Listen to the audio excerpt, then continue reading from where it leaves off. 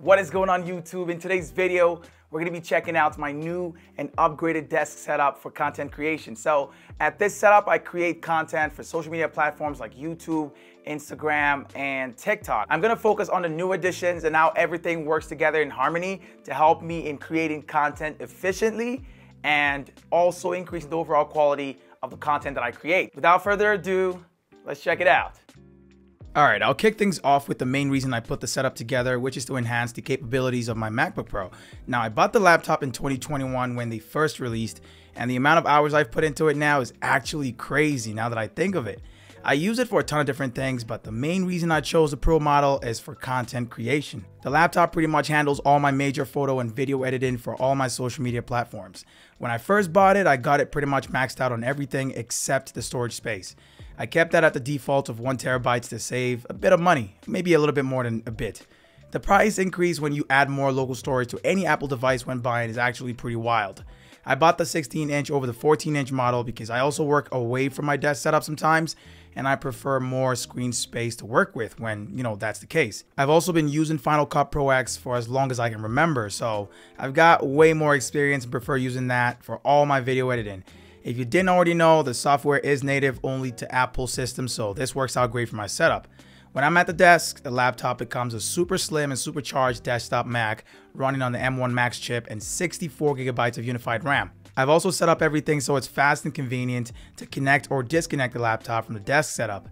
There's so many new and useful functions that the desk adds to the laptop when connected, and I'll be going over all of them throughout the video. To save some precious desk space and in the name of minimalism, I decided to use a vertical laptop stand to keep my desk less crowded with the laptop tucked away in the corner. It's worked out great for me, and I think it also adds some aesthetic to the desk with the brown leather case now being displayed more prominently. I've always loved the simple design of the stand, but beyond that, it works great for keeping the laptop held upright. I've had this 40-inch ultra-wide from LG for about a year now, and to be honest, regardless of how pricey it is, I feel like I've gotten my money's worth from using it all this time for my work. It uses an IPS panel, which has some flaws, especially when it comes to glares in bright spaces. For me, I like to work with the drapes shut to black out the room, so that never really affects me. I love the 5K resolution for all my photo and video work, but I've been kind of thinking of trying out something else soon. Maybe something interesting with an OLED display.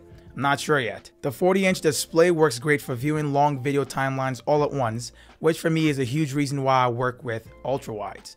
Being able to see as much as I do on the ultrawide when editing is impossible on the laptop's 16-inch, so I prefer editing my major projects at the desk.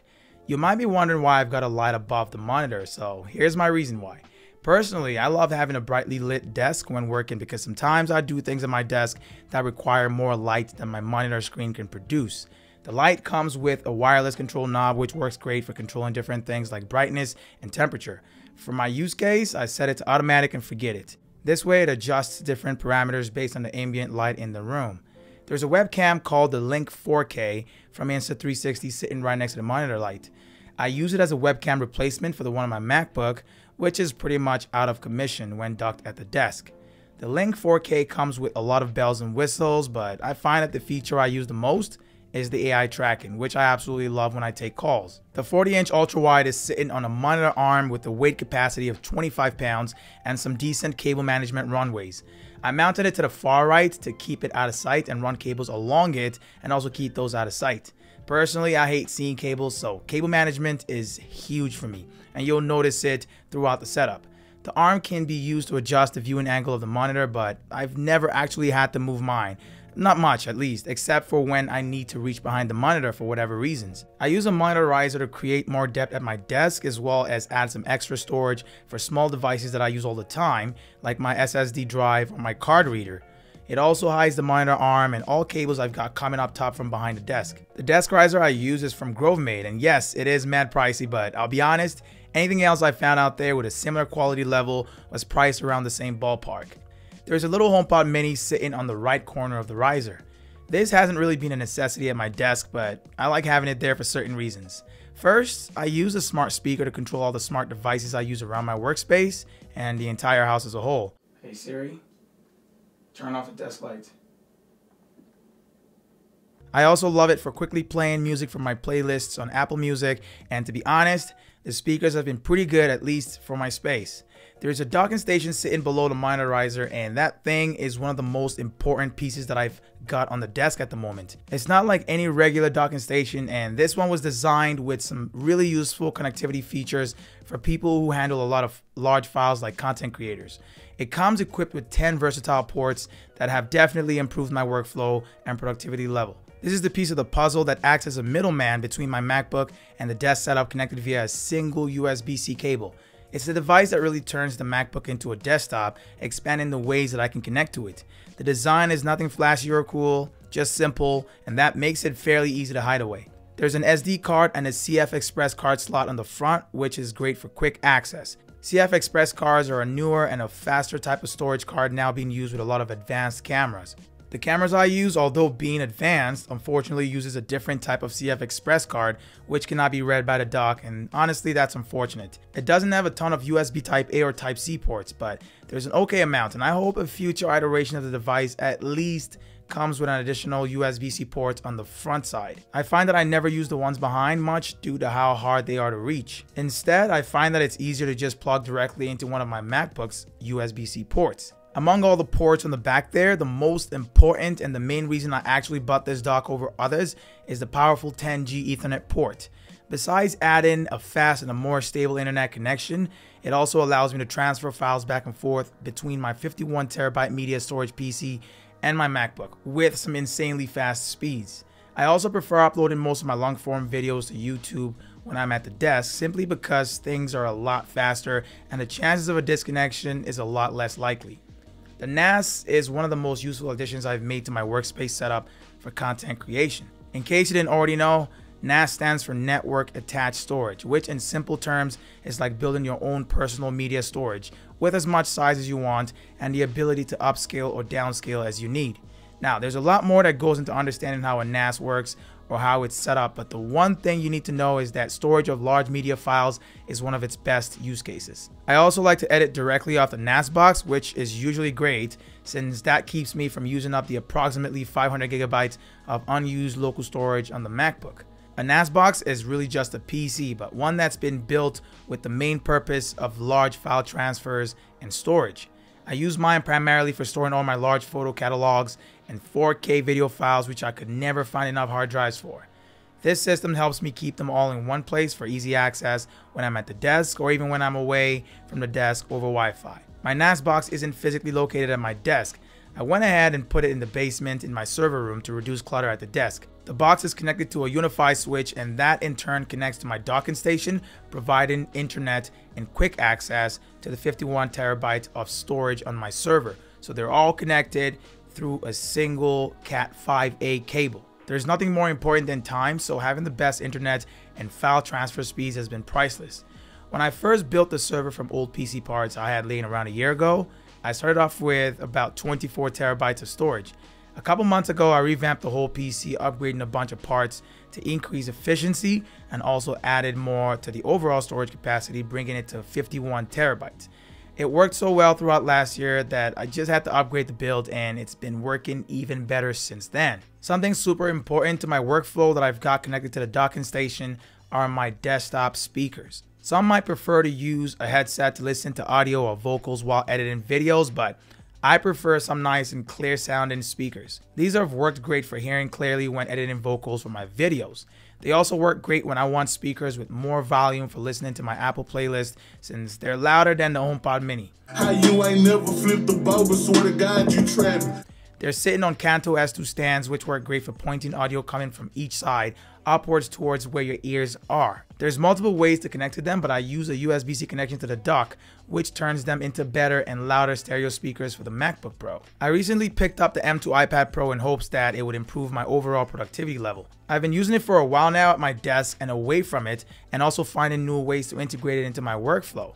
When I'm away from the desk, I use it mainly for signing documents and taking video calls, even though I sincerely hate the location of the front camera. It's also my primary device for writing all my video scripts due to how much more portable it is in comparison to my MacBook. When I'm at the desk, I use it mainly to edit photos, control music, check my smart home status, and other random tasks that I can avoid doing on my main setup. I like to consider using it as some sort of a minimal work setup when I'm away from my desk. The one problem I've got with it still is the fact that Final Cut Pro S cannot be used on it, and that literally pisses me off every time I think about all the power in that M2 chip being wasted. I really don't see what makes it a pro tablet if it can't run one of the most used Apple Pro applications. Besides that, it's a pretty solid device that works pretty well, and I love that beautiful mini LED display for photo editing. If you're wondering what case I use with it, it's called the Logitech Combo Touch keyboard case. It's a pretty cool case that comes with its own keyboard that's detachable, so you can detach it magnetically. If you've been following my desk setup series, you'll probably remember the same MX Mechanical and MX 3S, which I've had for a while now as my keyboard and mouse combo at the desk. This productivity pair from Logitech works so well when used together, and they both come with a bunch of features and optimizations that can improve a content creator's workflow. I'll admit that I don't use every one of these features, but I use the ones that work well for me. For one, the vertical scroll wheel on the mouse is one of the best tools that I've used for video editing. I use it to scroll quickly through video timelines vertically, especially when editing long videos. The mouse is also silent, so no clicking sound, which isn't a big deal, but I've grown to appreciate not hearing anything from the mouse. The keyboard, on the other hand, is mechanical, and I chose to go with blue switches, which means hearing that clicky office keyboard sound every time I press a button on it. Both can be connected to up to 3 devices with easy switching, but I've never even used that feature since the MacBook and iPad already have a built-in feature that lets them share a keyboard and the mouse. You might have been wondering what the little thing is under my wrist next to the mouse. Well, it's called a gliding wrist rest, and it's great for keeping the wrist elevated when using any mouse. The way it works is you grab your mouse and you rest your wrist on the item and just glide as you normally would. I've heard it can be great for fixing issues related to using the mouse for long periods of time. For me, at first it was kind of weird to use, but now it's become second nature, and I love having one whenever I'm using the mouse. I've got a large brown desk mat where everything is sitting on. It's a new addition and very different to most desk mats I've experienced in the past. The desk mat is from Orbit Key, and this particular one is themed after Obi-Wan Kenobi in Star Wars. Honestly, I'm glad there's no huge logos or text boldly displayed across on the mat, but there's a Star Wars text in small print hanging off in one corner along with a small logo printed next to it. The logo isn't very visible, so it'll be hard for most people to tell just by looking at it that it's a Star Wars themed desk mat. It's also got some pretty cool features that's been great in keeping my desk super tidy. There's a magnetic cable holder which I use in holding the charging cable within easy reach for my keyboard and my mouse, sometimes for my iPad as well. There's also a toolbar for holding whatever items will fit in there, but I just use it to hold a single pen for easy access. The last thing it's got on most other desk mats is the dual layer, which allows storage of flat documents directly under the keyboard and the mouse. I haven't found anything that records my voice better than the Shure SM7B dynamic mic, and as we all know, sound is extremely important when creating content. I do a lot of voiceovers for most of my videos, so having a solid mic I can count on is very important. The SM7B has a great reputation, and honestly, it's for good reason. I've used a lot of bad, decent, and good mics, but this one is still at the top of my list. It's also the priciest mic I've bought, especially when you decide to consider the addition of necessary add-ons like the Cloud Lifter CL1 and an audio interface like the Scarlett 2i2. Once you've got it all set up correctly, the mic works like a charm every time, and the vocals always come out sounding crisp and clear. I've got the mic mounted onto a low-profile wave mic arm from Elgato. Now, I had an overhead style mic arm before this, which worked great with one limitation. Due to the way my desk is set up with the mic coming from the far right, I could never really bring the mic near enough to the center where I kind of want it all the time. With this arm, everything has changed, and that problem is out of the window. It's also got some nice cable management runways for hiding the ugliness of cables. The way it folds out and back in is very convenient and super nice, and helps keep my desk looking clean and tidy at all times. I usually work at my desk for long hours, so having somewhere to keep my phone fully charged is important to me. Right now, I've got the Anker PowerWave 2-in-1, which works great for keeping my phone and my AirPods fully charged. For the iPhone, it uses MagSafe, which is a lot cleaner than having a cable connected to the Lightning port. For my desk, I use an electric sit-stand desk from Autonomous called the Smart Desk Connect. Honestly, it's not very smart. It can just be controlled remotely using a phone app. You can't speak to it or add it to your existing smart home like Apple Home or Amazon's Alexa. I do like the scheduling feature it has, which allows you to set up pre-programmed sitting and standing work sessions. I used that scheduling feature for a while, but now I just manually operate the desk with the control module due to the convenience. Underneath the desk, there's a tiny little garbage can from Simple Human. It's got a soft close lid and it's the perfect size for throwing away office garbage, and you gotta admit, it looks pretty nice for a trash can. Under there, I've also got an Alex drawer for storing all kinds of things I use throughout my day at the desk. It works great for what I have it there for, but I'd rather not have it under so I can get some more leg room and be able to lower the desk a bit more. I'll probably end up reorganizing my entire setup to get that sorted out soon. I picked up these little drawer dividers called Samara from IKEA, and these things have played a key role in keeping things organized in each drawer. The Ergo chair from Autonomous has been with me for over a year now. It's been great and super comfortable to sit at for long stretches at the desk. Virtually every part of it can be adjusted from the seat height and depth to the back and an armrest. It doesn't have a headrest, but I don't think that bothers me much, but I'm hoping to try out something else if I'm able to find a worthy successor. The rest of the things on or around the desk do not really contribute to my content creation directly and are more for aesthetics and ambient lighting. I've got a single 80-inch LED strip stuck on one side of the desk, and on the wall, there's some nano leaf elements and a Moslander shelf from IKEA with framed iPhones and a couple of plants. There's an additional plant on the desk to add some green on there as well. So that's essentially my desk setup currently and what I'm using for content creation at the moment. It took some time to get everything and put them all together to build the setup, but it's been worth it for sure. My workflow has never been better. I definitely won't stop looking for new ways and cool gear that can help me improve upon the current setup. But that's it for this one right here. I will catch you all in my next video. It's Tommy, and I'm out, y'all.